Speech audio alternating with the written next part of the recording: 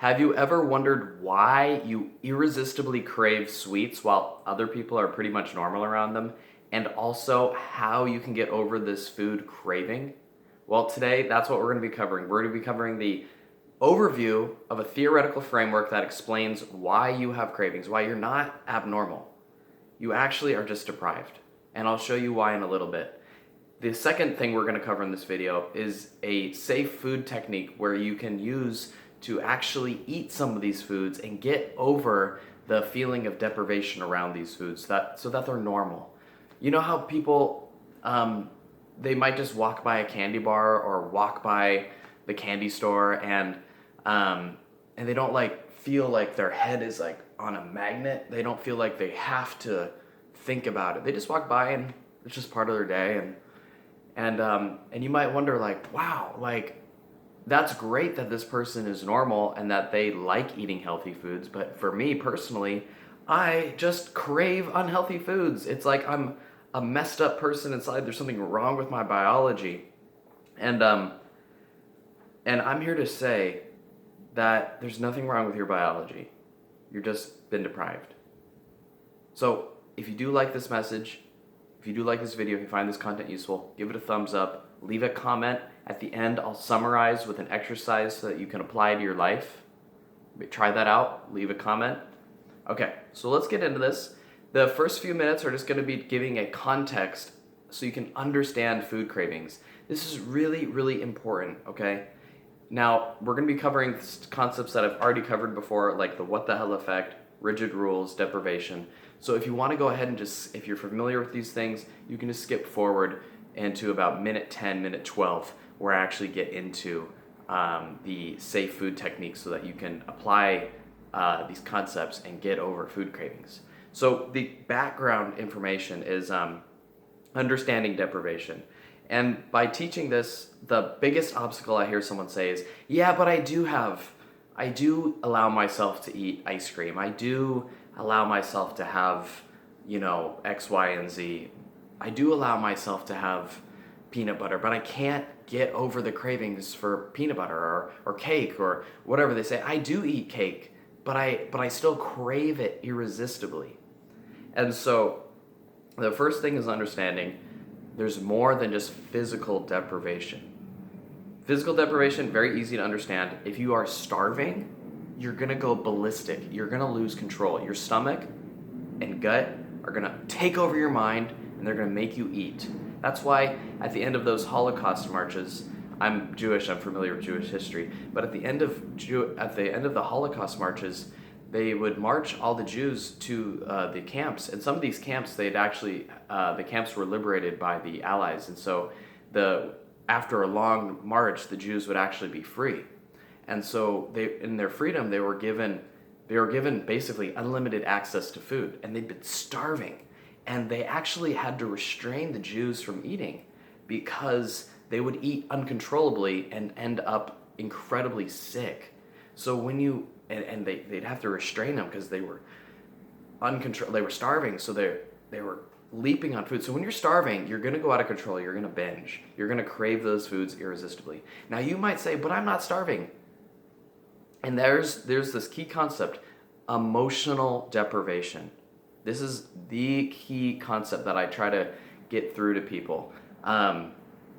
The core of it is that when you separate from your experience, your brain and subconscious mind and gut value what you're cutting away from more. So a cutting away from an experience is where you are eating a food, but you're not there. Usually this food, for example, is something that is perceived as very valuable. So this food becomes valuable. Let's say it's a candy bar. Let's say you secretly want candy bars, and once a week you give yourself a candy bar. But the other 6 days you're just obsessed with thinking about candy bars. And then every now and then you go on a binge of candy bars.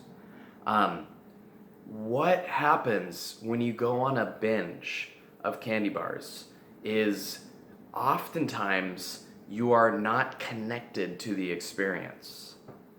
So you're in shame perhaps, right? You're thinking as you eat the candy bar, why am I eating this? Oh my God.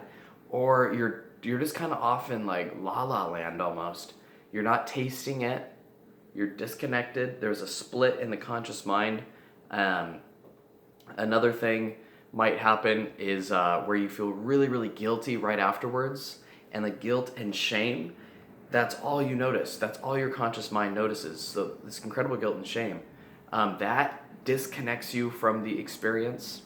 Um, and so that disconnection right there, that disconnection makes food valuable. It makes food valuable. And to understand why food becomes valuable,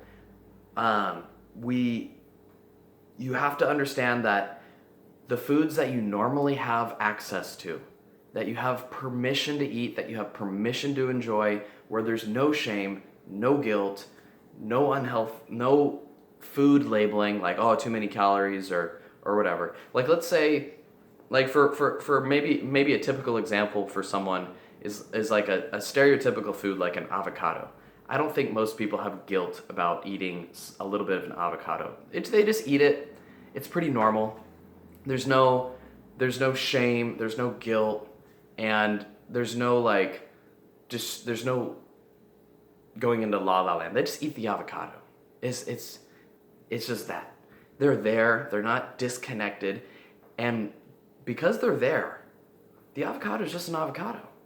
Now I guarantee you, if for some reason this person had said that, if this person was told by their doctor or their nutritionist or their diet plan that avocados were bad, that if they had an avocado, it'd be very high in fat, that fat was bad, that, that avocados might lead to heart attack, if there was morality attached to an avocado, that person, when they ate the avocado, they'd be fretful.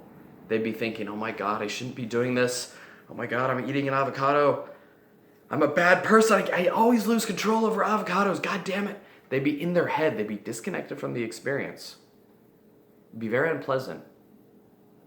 And paradoxically, after they ate the avocado, they would probably swear to themselves, I'm never going to have an avocado again. And that swearing to yourself, I'm never going to do that again, that creates separation, right? So we have this emotional disconnection in the moment. We're guilt tripping, we're out of control, blah, blah, blah. We're confused, we're not present with the food, we're guilt tripping, we're in our head labeling it. And at the end of our eating experience, we say, never again will I have avocados. And when you say never again I'll have avocados, that's where officially, the separation started in your heart, and now it's a thought. Never again I'm going to have that. And the human brain and mind, they work in such a way where if there is separation at an emotional and thought level, separation makes the food more valuable. Like, it's like in Adam and Eve, right? God said, don't have the apple. And so, of course, he wanted the freaking apple. It's like, don't have the avocado. Never again will I have the avocado. And then your subconscious brain and gut, avocado. Right? It's like this, it's like you're drawn to it. You're drawn to it. And it's because of scarcity. When you can't have something, your subconscious mind and belly value that food more. It's just a biological law. And you have to get your head around it because it's biological. It's like a law of physics. You want what you can't have. So that candy bar that you crave, that ice cream, that cake that you crave, those chips that you crave, and you can't get them out of your head, there's some separation going on for you. When you eat the chips, you're distracted, you're guilt tripping yourself, you're not noticing that the chips, how the chips feel in your body, you're too obsessed with thinking or you're zoning out. And then when you swear to yourself you'll never have chips again, you're creating a separation. It doesn't work. Paradoxically, that makes your brain and body crave chips, even though you just had them. It's the law of deprivation. There's actually studies on this in dietary restraint theory. And what they've shown is that these rigid rules, they create these rules like, oh my gosh, I can't have chips, or I can't do something. They're moralistic rules. Do you hear that? Like, I can't have this. They're set in stone, they're absolute, and they lead to rebellion. So, they lead to rebellion because there's no personal autonomy in this. So I'm going off into a little tangent right here. I'll try to link it back. Oftentimes we have these rigid rules that we learned through our parents. Maybe we tried a diet program when we were young, and the diet program told us, like, if you want to be skinny, if you want to be well liked, if you want to be attractive, then you gotta eat this way.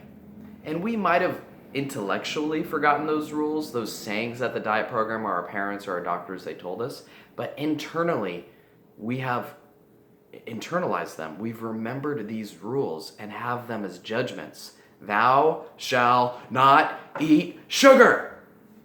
So guess what happens when you eat sugar? Well, guess what happens? So there's this restrictive rule. Thou shalt not eat sugar. And when there is a rule that is just imposed upon you, that doesn't take into account how you feel, what you need, doesn't take into account situations, like let's say you're at a birthday party, the appropriateness of eating sugar, when it's just a blanket rule, you will resent that rule. You will feel pressure. That pressure is what creates all the guilt and the moralisticness of it. Like if it's almost like if you have a candy bar, you're going to be amazingly fat and you're going to be a worthless piece of shit. That's what people subconsciously think. And so they distance themselves. The candy bar becomes so insanely valuable they can't stop thinking about it. Then when they actually are about to have it, there's all these emotions going on. It's because it's a life or death. They're almost like your worth in the eyes of God depends on whether or not you eat this candy bar. So there's all these emotions going on. It's like, whoa, and you're not just there. It's not just a candy bar. You're not present. You're not mindful. You've been conditioned all these associations with this candy bar, and the solution to get over this is what we're going to start talking about now. So do you have any questions? Leave a comment below if you have any questions. They're really important that you wrap your head around this. Really important that you engage. Ask questions. Because it might seem a little scary to start thinking about these next, the solution that I'm about to, one of the ways we can start solving this. What this is, it's a safe food experiment. And the essence is to create mindfulness around food, especially around the food that you secretly want. And the big picture is that by creating mindfulness, you will change your relationship with food, especially with the food that stirs up all these emotions in you. If you can just be present with the food, and what you'll notice, and we're going to cover expectations, but what you'll notice is that the food isn't as good as you thought it was. Let me explain that. In the beginning, when you first have that chocolate bar, let's say you don't let yourself have a chocolate bar very often, or when you do, you're always guilt-tripping yourself, so you're not connected to the candy bar. When you connect to the candy bar, there are a few steps. You find one flavor and brand. You go to a safe place, and you can go out in public for that. You prepare a time. You ask, what do I need to feel safe right now? And then you give yourself time to mindfully eat these things and notice what comes up as you eat. Notice the whole eating experience. I'm talking first, second, third, all the bites. You try to taste all the bites. And eventually what happens is there's a level of peak excitement, because oftentimes you haven't ever given yourself full emotional permission to have this food. You've never allowed yourself to connect to this food without shame. And so when you first do this, it is like really good. It is really exciting. It's very new. It's very interesting. And maybe, like, let's say the first 10 bites are great. Like, oh my God, I'm allowing myself to have this. Oh my God, it's great. And you're listening to your body during this time, right? There's no sort of like drifting off in la la land and mindlessly eating more. You're there. And this strange thing happens. This beautiful thing happens, is that you suddenly realize, damn, this doesn't taste that good. Or maybe you do eat the whole thing and then you realize, because there's no shame, you're then able to feel in your gut, man, I just ate a lot of unhealthy food. I don't feel good right now.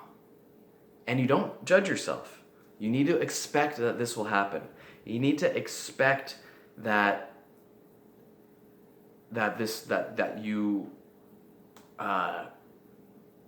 might really like this food. But here's just a little bit of nuance on this.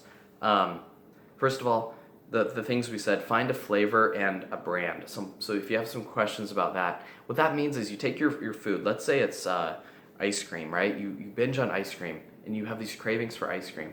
Well, we're trying to get over the craving for ice cream. And we do that by showing your brain and your gut that you have emotional permission to have this food and ice cream. So you might need to repeat this experiment a few times, like not that many times, but you'll see very quickly. Let's say it's Rocky Road ice cream. So you get some Rocky Road ice cream. You go to a safe place, whether that's out at Dairy Queen if you feel more safe there and not at home with your family, or you're at home. And it's okay to only have a little bit. You don't need to have a ton. You don't want to feel safe. What's going to make you feel safe, right? And the theory is, and this works in real life, is that by eating it mindfully and giving yourself permission to have some when you want, you're going to get over your craving because your body will have emotional permission. So you might need to keep some of these foods at home. Like let's say it's Rocky Road ice cream, where you might need to give yourself permission to have some after work or whatever. But if you keep switching up the flavors, if you go Rocky Road one day and then you do like Cherry Garcia the next day and then you do all these different flavors, it'll just slow down the process a little bit. You want your body to get bored, essentially, of the same food. So if you eat Rocky Road ice cream, you're mindful, you're safe, you're present, you're not guilt tripping, and then the next day you switch it to Cherry Garcia, it's like the Cherry Garcia is almost new. Even though it's ice cream, it's almost like new. And if you just keep with Rocky Road ice cream, your brain will start to be like, oh, Rocky Road ice cream again. And you'll get over the craving for Rocky Road ice cream. You'll get over it. It won't be like a magnet in your life anymore. And then you might ask, well, I'm going to have to do this with every single food that I like. And the answer is no. Emotional permission doesn't just come all at once. It's something that you've been depriving yourself of for years. Now, you don't need to go through every food, but you do need to give yourself emotional permission, which takes time to build. So you might need to do it with some other foods. You might need to run some more experiments where you allow yourself to eat these foods. And you have to understand that we need to stop binge eating before we start trying to lose weight. Okay, so if this is going on in your head, like, oh my God, I'm not going to lose weight this way, you need to get rid of those thoughts. You need to at least realize that for now, we just need to normalize binge eating. We need to get rid of these food cravings so that you can listen to your body. And when you are able to listen to your body and in a neutral way, without any guilt or shame, we're going to be able to walk this path of nutrition in a much more long-term effective way. It's incredible what happens. I'll just leave it at that. We've covered the context of disconnecting, and we've covered some steps on how to do this food, and now I want to invite you to try this out. Try a small bit. Let's say, I'll just go back to ice cream. If you're scared that you're going to have a ton of ice cream, if you're scared that you're not going to stop eating, well, just get a little bit of ice cream. You don't need to get a whole pint.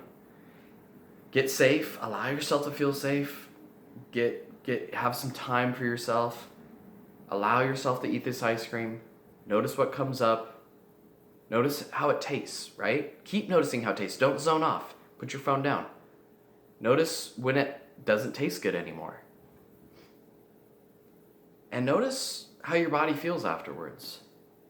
Because I guarantee you, if you can connect to this experience of ice cream, you're going to start noticing at a gut level that it's not as valuable and exciting as you think it is. The only reason you're thinking it's exciting is because you're splitting away from it. And the split is like in your subconscious, and it's like a temptation. So by bringing that split into our life and allowing ourselves to have it, the cravings go down. I want you to just try that out. Let me know if the cravings go down. All right. Peace.